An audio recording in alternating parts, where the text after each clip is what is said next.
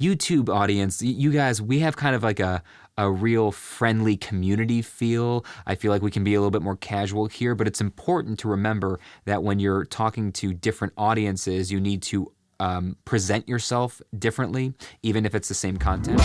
Well, hello, Brian Miller here, and I haven't actually done an update in a while on kind of the equipment I'm using to produce these videos. Obviously, I'm producing very different kinds of videos these days than I was years ago when many of you started following the channel. I had stopped really producing vlog style content a good year and a half ago. And then of course the pandemic hit, and you know, what am I gonna do? Just vlog myself being in the same 3 rooms every day? So, you know, over the last year, I've really focused this YouTube channel on just being a hub for my professional work related to being a human connection specialist, and the workshops and coaching and consulting and all those kind of things that I do. I just realized that I'm still wearing the shirt that I was wearing on when I actually filmed the video that I was going to show you the setup for. So let me actually take this. No, I'm stuck. Wow, there's a lot of purple in this room right now. Where did that go? You can't even tell because that's out of frame. I'll show you that in a second. So what I thought I would do here is actually walk you through the equipment that I'm using, because the situation I'm actually sitting in right now, you would never really know it from the framing. Click this on with a super wide lens. I'm kind of on auto mode here. Start recording, and let me show you the situation that I'm actually sitting in here in the room. Whoa. I think that camera now has pretty much everything in frame in this insanely wide, that insanely wide 7mm lens over there. I pretty much just use 2 cameras for everything now. So I use the Webcam, which is the Logitech 920, for so much. I have not been using my nice fancy G85 and all these fancy lenses for most things. I'm just finding using the Webcam is so much easier, and I don't feel like people mostly care anymore about things looking super beautiful and cinematic and all Peter McKinnon and the way that they used to. I feel like we've just come back to just the relationship with you that matters, and the content and being engaged. So half the time, 70% of the time, I use a very simple 2 light setup. Well, sometimes I use a 3rd light, which is way up here hanging from the ceiling, and you can't see that on either camera right now, but sometimes I do use the hair light from that's hanging from the ceiling that comes down behind me when I'm sitting at my computer. But most of the time, it's 2 diffused lights, 1 on either side of me, sitting at the desk, and I speak right to the webcam. And most of the time these days, I'm using this when I'm talking straight to the webcam, which is the Rode VideoMic NTG, and I usually have that plugged in via USB directly into the computer, using it as a USB mic, monitoring directly with headphones straight out of it. I've talked a lot about this mic, link here, link in the comments or description, whatever. Lots of videos about that. Fantastic. But when I'm doing Thursday Thoughts episodes, sometimes I get lazy and I just do it at the webcam, and I don't think you care. But other times when I really want one of my Thursday Thoughts episodes to have a higher production value, like if I think it's an episode that I'm going to cross-promote on, say, LinkedIn or in emails to my clients, when it's not just us kind of hanging out, you know, this YouTube audience, you guys, we have kind of like a real friendly community feel. I feel like we can be a little bit more casual here, but it's important to remember that when you're talking to different audiences, you need to present yourself differently, even if it's the same content. So LinkedIn, my email list, my clients, that's a much more professional. There's a professional expectation there that I feel like deserves, you know, what you're looking at right now, right? A really nice high production value. So what I'm using right now is, let's see, where should we start? So this is the Rode VideoMic NTG, but it's not being used via USB. I am going directly into the Tascam DR05, running a really long 10-foot extension. You don't want longer than 10 feet when you're doing a TRS cable. I've got this wrapped around, and the settings I'm using on the VideoMic NTG are, I've got the 75 hertz cut on to get rid of all the low end crap and air conditioning noise and whatever might be in the room. There's no air conditioning right now because it's still freezing outside here in Connecticut in almost May, so heaters are still clicking on. I have the presence boost because I have a deep bassy voice, and I find that the presence boost here in the mic does a pretty good job for me. Obviously, this is something I could do in post, but everything I can do during capture saves me a step in post. About 8 inches away from my mouth, angled right at me with the boom stand, as you can see here, out of frame. I've explained how to do this in a lot of other videos. Link here, link in the description. I'll put all the related links to things I'm talking about. The camera I'm using is the Panasonic G85. I have the standard, cheap, and amazing 25mm f1.7 on there. Of course, it's at 1.7 and ISO 250 and filming in 4K 24p with 1/50 for the shutter speed. But the light that I'm using is very bright. The light that I'm using is the Neewer 660. It's the bicolor, fully dimmable, and it's got a big softbox. Well, not a huge one, but it's got a softbox on it. And I love this light. It does a great job. I don't own the version with the remote. I wish I did, but I don't. Someday I'd love to get a pair of the ones that sync up with the remote, but I don't.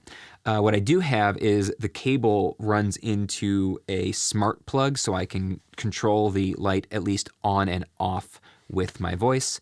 That is set to 5600 Kelvin, so daylight. What else do I have? Obviously, I have all my acoustic panels, the ones that are permanently in the room, as well as a freestanding one behind the camera, and this freestanding one here. This one is here to catch any reflections from that side of the room. There should be virtually no reflections coming back at me from back there because of how much treatment is behind me on this wall. And then there's one just here so that my voice doesn't bounce off of the corner and come flying back at the mic. And there's obviously the one that's mounted right over my desk, which you all know about, which I don't think you can see in any of the shots right now, but that's just helping me out. This is not always the angle in my studio I film from, obviously. I choose the angle based on my mood that day, but this is about as far away from the back wall as I can get.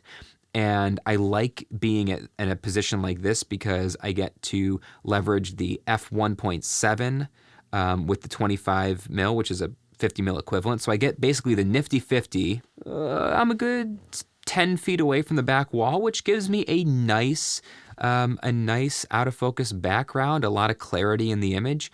Oh, really important.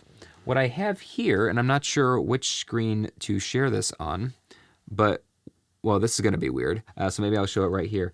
What I've got here is the Panasonic Camera App for the iPad, and I have complete remote control over the camera. I can change anything right here. I can change the ISO, so I can boost up the ISO. Look at this. Look at this. We're overexposed. We're at 5,000 ISO.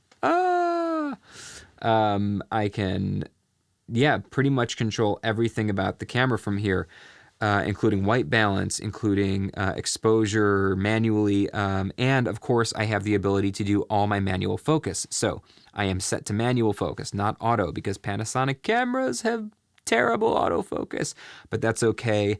We don't want focus hunting, so I can autofocus in manual mode using this app, which is a freaking miracle. So if I wanted you to see the background, there you go. Now you're focused on the background over there. And if I just want to pull focus back to my face, obviously the Panasonic system is not good for doing rack focusing. You would never use that for filmmaking. I would never do that in the middle of a shot, but I just get to choose the focus point and then it stays there. It's manually focused, but I get to autofocus where the focus is. And so by having all of my controls here, including the record, start, and stop, and displays, and focus peaking, everything is right here. I just have this sitting in front of me, and then I can monitor everything and change it as I need, and I don't need to be able to reach the camera to do it.